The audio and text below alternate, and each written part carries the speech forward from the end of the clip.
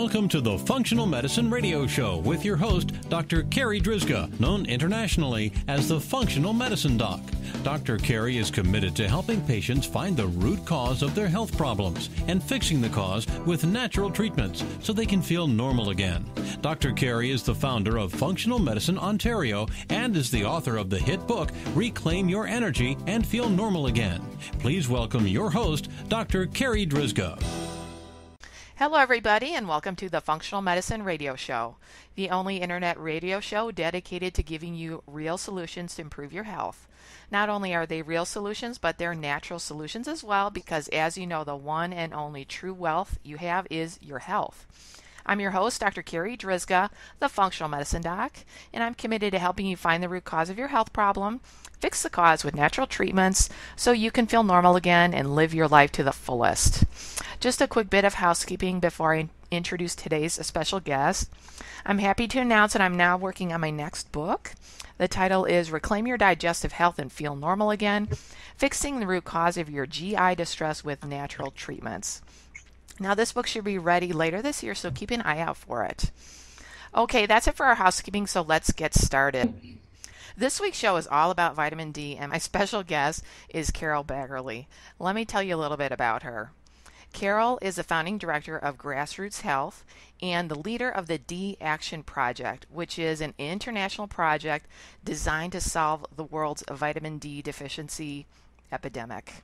Carole, thank you so much for being my special guest today on this episode of the Functional Medicine Radio Show. I'm absolutely delighted. Thank you very much for having me. So, Carole, I get asked very often about vitamin D in my private practice at Functional Medicine Ontario.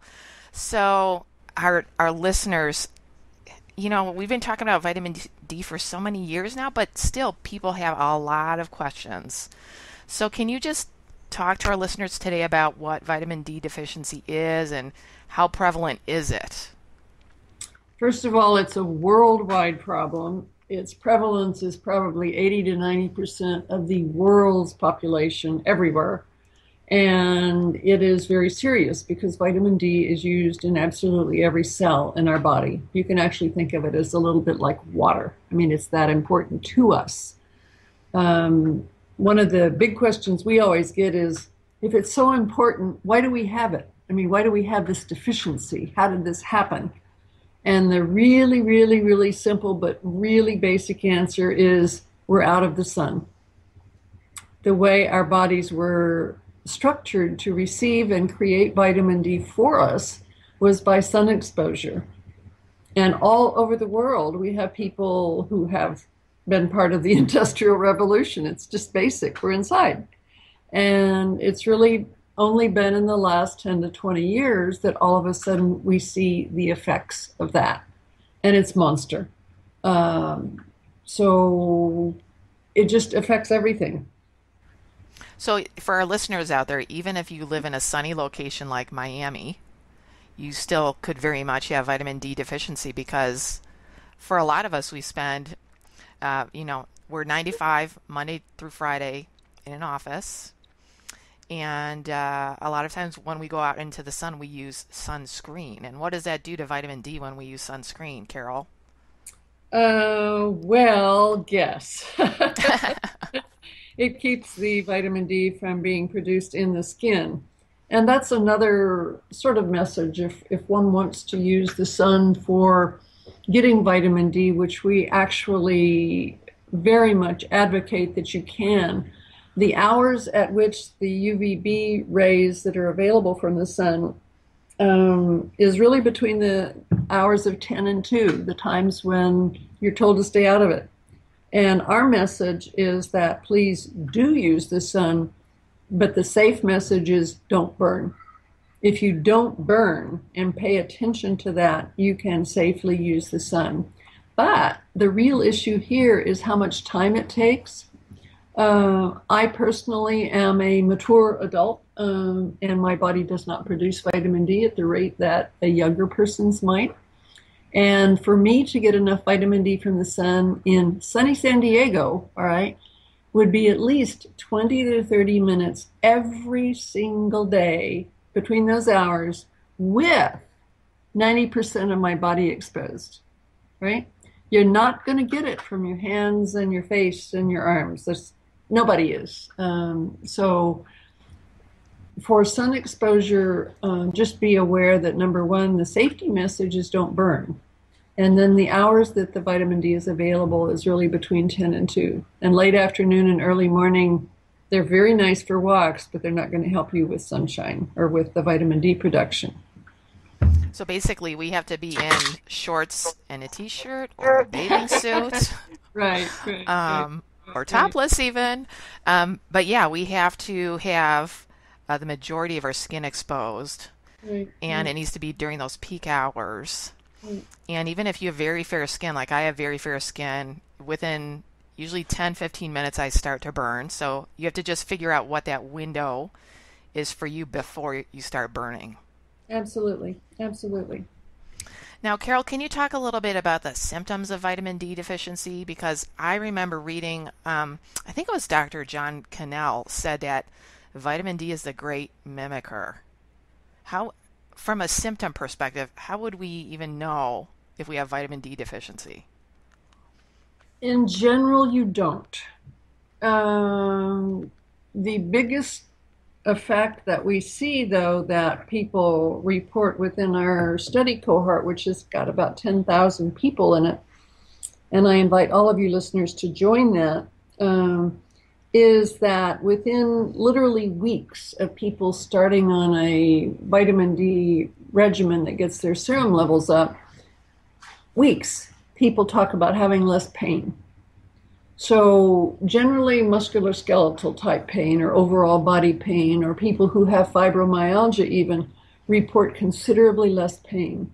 That's almost the only symptom that an individual user will notice. However, there are so many effects that are observed from a group or a statistical perspective. For example, breast cancer and all cancers combined. We're just getting ready to publish a paper within weeks that shows something like a 60% reduction in all cancers by getting serum levels up to right at 40 nanograms per milliliter or 100 nanomoles per liter. Similar numbers are available for diabetes.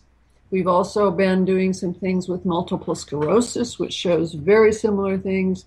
There's a new research paper coming out about asthma and the effect of asthma on newborns as a result of the moms having enough vitamin D. And by enough, that's really important too. The enough level that we find in our research is in the 40 to 60 nanograms per milliliter range, or again in the international unit 100 to 150 nanomoles per liter. And that's higher than most doctors currently are aware of, but that's where it's got to be. So as you were saying earlier, every single cell in the body requires vitamin D and has vitamin D receptors. Mm-hmm. And there's so much interesting research coming out on vitamin D on all of these different health issues. Cancer, diabetes, autoimmune diseases, all kinds of stuff.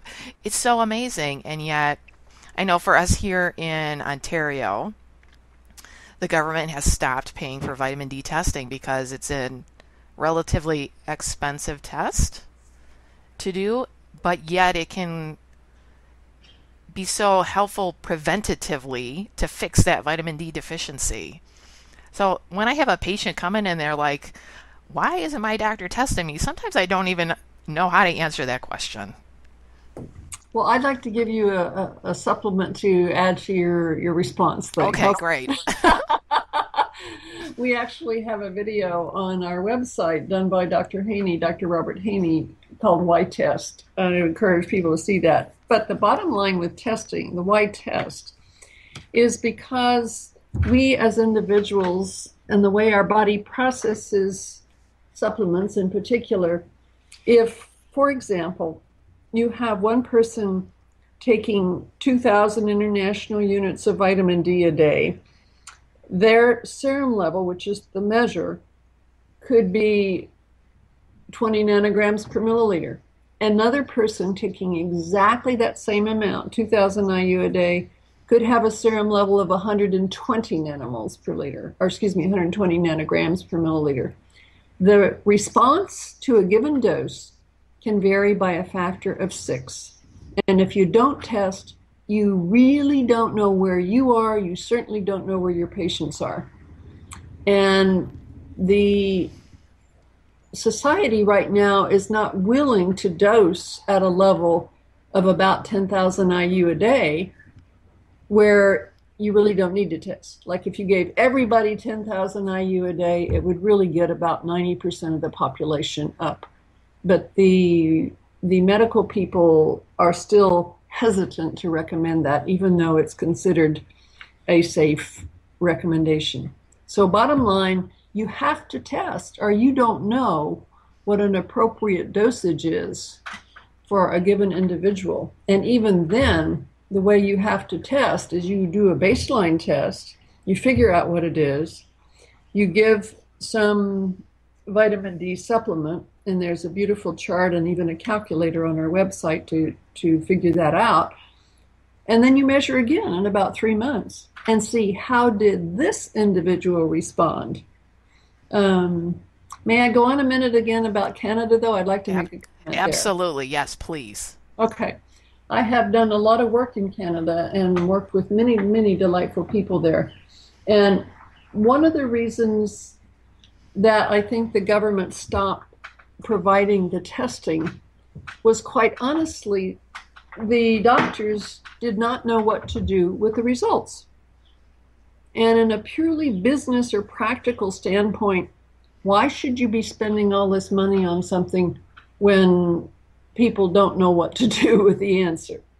So back again to a broader type movement that I think would be very beneficial in Canada would be to provide a lot of education to the medical profession about here's what vitamin D does, here's what it takes, et cetera, et cetera, et cetera, and then to reinstitute testing across the board. In the meantime, I would really encourage, however it can get paid for, whether by individuals or partly by recommendations or something, please get tested. Yeah, vitamin D test in Canada costs between $40 and $50 depending on the lab.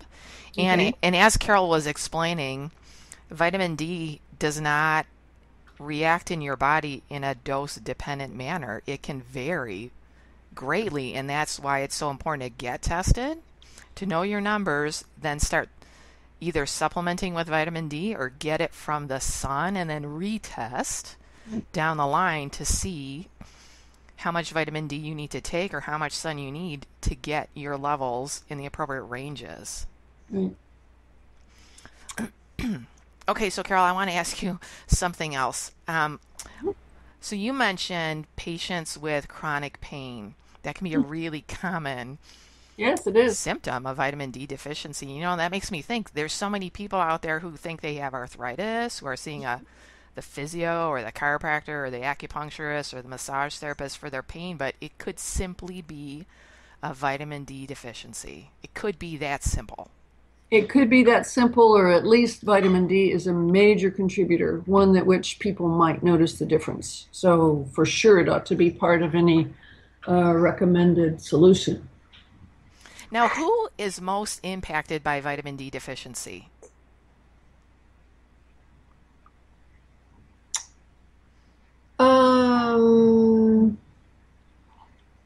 Don't quite know how to answer that. I think we all are in different ways. I think, like, we're running a Protect Our Children Now project, which is aimed at getting pregnant women to get their serum levels up to at least 40 nanograms per milliliter to help prevent preterm births and many things like that. And more research, is coming out showing that it greatly affects the life of that newborn for decades, all right? So those most affected, and you know, if the biggest bang for the buck is, oh my gosh, make sure all of your people considering pregnancy or pregnant women get up, because they're going to be affecting themselves and the lives of others for a very long time. Certainly, though, it affects people with cancers. and or who are in the market, as it were, for having cancer, for multiple sclerosis. I'm just amazed at what we have recently found out by collaborating with a number of researchers. It looks like multiple sclerosis could almost go to zero if people got enough vitamin D. Again, in pregnancy or early childhood, it could be prevented. So no matter what your age, you should be tested. Oh, yeah. Oh, absolutely. If you're a newborn baby, or if you have a newborn baby, that newborn baby should be tested. If you're 90 years old, you should be tested. Yes, yes. Oh. And supplemented, don't forget that. Tested and supplemented, and then retested. Right. I know in my practice I test pretty much every patient that comes through my office. And out of all of those patients that I've tested, I've honestly only had one that did not require vitamin D. I believe it. So it's that common in Canada. And like I said, even if you live in a sunny place like Miami, you could still have vitamin D deficiency quite easily. Right. So get tested, start on vitamin D, or start getting more sunshine during those peak hours, having the majority of your skin exposed, and then get retested maybe 2 or 3 months down the line. Right. One of the other issues that we get asked about a lot, Carrie, is toxicity. Oh, yeah. Let's talk about that. Yeah, let's talk about that a minute. One of the things that came out loud and clear with our very first paper that we published in 2011, really a dose response curve, showed very clearly that after people get to about 40 nanograms per milliliter, 100 nanomoles per liter, the effect of each incremental dose was less. And what that really means is it's really hard to get in a toxic range. Your body just kind of slows down how it's producing vitamin D after you get up to that 40 to 60 range, which is good. And the same is true with sunshine. Your body literally turns off the vitamin D production after you get somewhere around 10 to 20,000 IU a day. The actual numbers for toxicity for a serum level would be right at 200 nanograms per milliliter or 500 nanomoles per liter, which is what they measure in Canada. It's very hard to get there. And the measure of toxicity would be to be hypercalcemic. You have too much calcium in your blood or your urine. And the way to solve a hypercalcemic problem is essentially to stop taking vitamin D. It is not something that would generally be long-term disruptive to your body if all you do is stop taking it. So the toxicity issue needs to be acknowledged. It can get toxic, but it's very, very unusual. And like you said, it's hard to get to those toxic levels. But Right. even if you are at those toxic levels, if your calcium in your blood is normal, Right. you're not You're- toxic. You're fine. You're toxic. Yeah. And So I'm glad that you brought that up, because a lot of people have that yeah, question about, can I get too much? Yeah, you can, but it's hard to get to that point. Right. Well, actually, almost all the toxicity reports to date over many decades have been industrial accidents, meaning that a manufacturer, for example, one of the earliest ones reported was a milk manufacturer, adding vitamin D to the milk. Well, instead of 100 units, he added 1,000,000 units. And so people drinking the milk for weeks at a time would get way too much vitamin D. So that's what I'm calling an industrial accident. That person did not purposefully take too much. And there have been a few other examples like that. But individuals very seldom have reported any toxicity. Now, Carole, can you talk to some extent on vitamin K2 and vitamin D together? Not as much as you might like. Okay. Well, I thought I'd ask. Well, you're welcome to ask, and I'm happy to say where we are with that. Okay. Because we, Grassroots Health, are engaged in quite a lot of nutrient research beyond just vitamin D. There are a lot of things that impact our bodies that work together. And one of the things that we all know about nutrients like vitamin D and vitamin K is they work together. So if you take twice as much vitamin D with vitamin K, your result of either would be different than if you just took one of them. So you have to do that kind of balance thing. At this point in time, there certainly is some evidence that in measuring what are called the surrogate markers of vitamin K, like a protein in the blood that is not fully made properly, shows up a lot when you have a deficiency of vitamin K.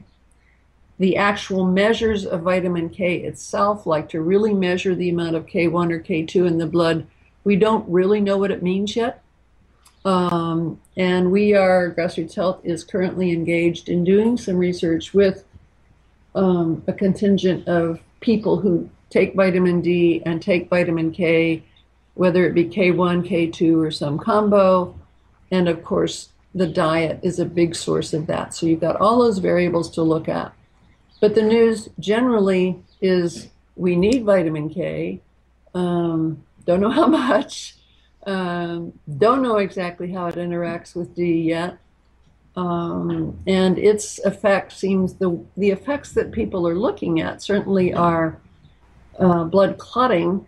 Every infant in the U.S. actually gets a vitamin K one shot upon birth. Did you know that? Yes. Okay. Because they are deficient enough that if they don't get that shot, some of them bleed to death. So their blood does not clot properly. Now, it's really easy and logical to say that's because the mom's deficient. The same thing happened with vitamin D. And then the vitamin K2 is being looked at as being very closely linked to various calcification or arterial kind of things. So it does not seem to be hazardous to your health to take it. So it's one of those why nots. Sounds good. Sounds good. We'll know more in the future. That's right. I hope so. We're trying. So we've been talking about vitamin D, using supplements, getting it from the sun, and are there any foods that are high in vitamin D? Can you talk about that aspect? Sure. We are finding that there's actually more in food than we thought, but from a non-enhanced standpoint, like milk is artificially supplemented mostly with vitamin D. There's various forms of what we call fatty fish. Salmon is one.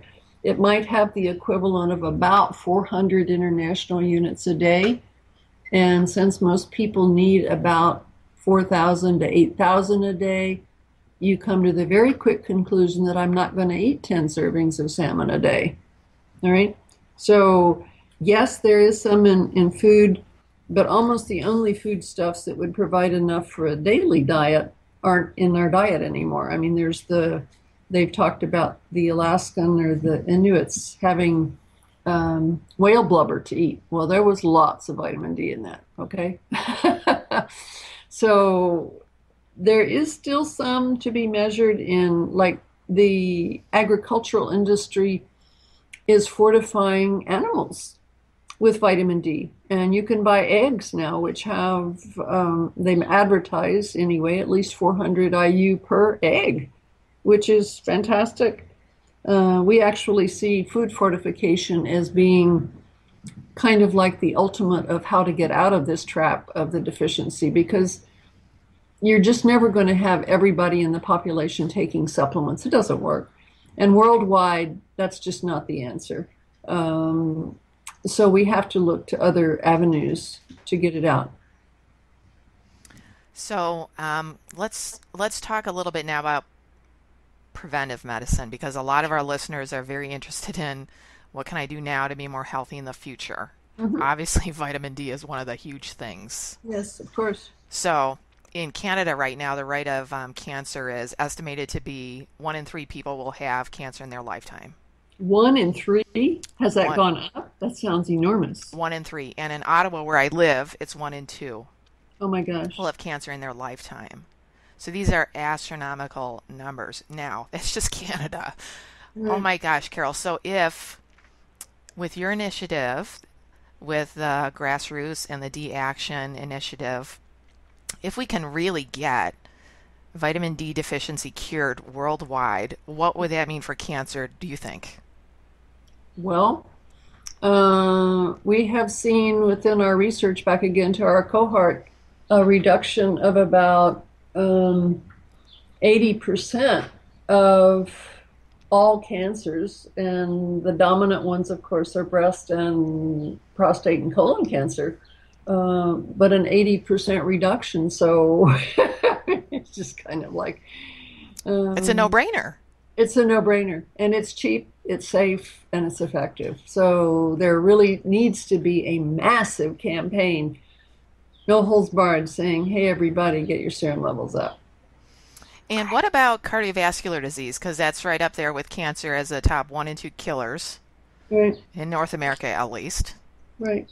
There's lots of evidence indicating that vitamin D impacts blood pressure, as well as sunshine, by the way, but not through vitamin D. Sunshine and the UVA rays from the sun actually have an impact on blood pressure and atherosclerosis. So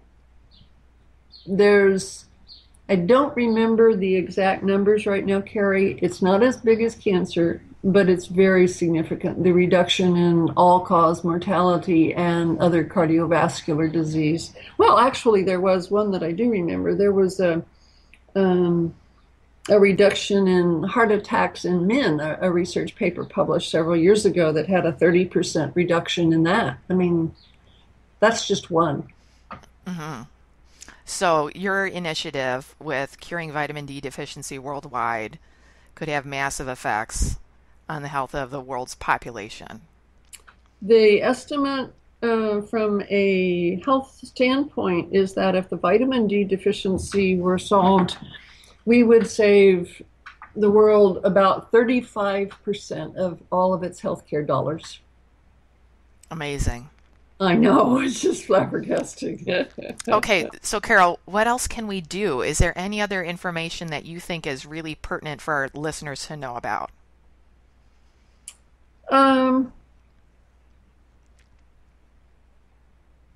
Depending upon where you are, and I mean mentally as well as financially and whatever, if you say, my ideal world is for everybody to get a vitamin D test and go about things that way and get your serum level to that 100 to 150 nanomoles per liter, all right? If you say, don't bother me, I'm going to do something simpler, okay? Lots of people are like that. I would really encourage people to, again, if they feel comfortable doing it, knowing that they can take anywhere between 4,000 international units up to 10,000 international units a day and be in a safe range. Go for it. I mean, really simple. But obviously, the more measured you can be about it, like with a test and tracking your health outcomes, the better off I think the public health is. And there are tests available through your doctor, and there are tests available online independently if you don't have a doctor. A simple finger prick test. Please join our The Action cohort that Carrie keeps talking about. So tell our listeners about the Action cohort. Sure. We started a project in 2009 because so many people around the world were saying, hey, I'd do this, but my doctor won't order the test for me. So we created a scientific project with our researchers. By the way, we have 48 of the world's really well-published vitamin D researchers on a panel that supports what we are doing and provides guidance and all of that. But anyway, we started a project in 2009, and the project consists of offering to anybody who wants to pay for the test the opportunity to do a vitamin D test twice a year, each 6 months, and please fill in a health questionnaire. And the test cost is $65, but you can get it for $60 with a subscription. And from time to time, we have special offers as well, but it's no more than you'd probably pay with a medical thing. But this gets you a kit to be used at home with a finger prick, and you do your little fingerprint and bleed a little bit on this piece of paper and send it in, and then we send you back your test results and a lot of information on our website. Whether or not you enroll, there's a fantastic information set on GrassrootsHealth.net showing you everything from research kind of stuff. There's a little calculator to say how much vitamin D do I need. There's certainly a lot of research articles and stuff that people can look at. And you can just sign up for our newsletter and get stuff on a regular basis as well. So again, your website is? GrassrootsHealth.net. Perfect. So I'll make sure that is in the notes for the podcast so that our listeners can easily find all of this great information. Okay. Carole, thank you so much for being my special guest today. This has just been an awesome interview. Thank you very much, Carrie. I appreciate the opportunity, and to all of your listeners, congratulate her, Carrie, for helping publicize the world. All right, that wraps up this very special episode of the Functional Medicine Radio Show with Carole Baggerly. And I want to thank you, our listeners, for tuning in today. And I'd like to invite you back next week for another episode of the Functional Medicine Radio Show. As always, I'm your host, Dr. Carri Drzyzga, the Functional Medicine Doc. Have a great week, everyone. You've been listening to the Functional Medicine Radio Show with your host, Dr. Carri Drzyzga, known internationally as the Functional Medicine Doc. Dr. Carri is committed to helping patients find the root cause of their health problems and fixing the cause with natural treatments so they can feel normal again. Dr. Carri is the founder of Functional Medicine Ontario and is the author of the hit book, Reclaim Your Energy and Feel Normal Again. Please tell your friends about the Functional Medicine Radio Show, and we'll see you next week with more from Dr. Carri.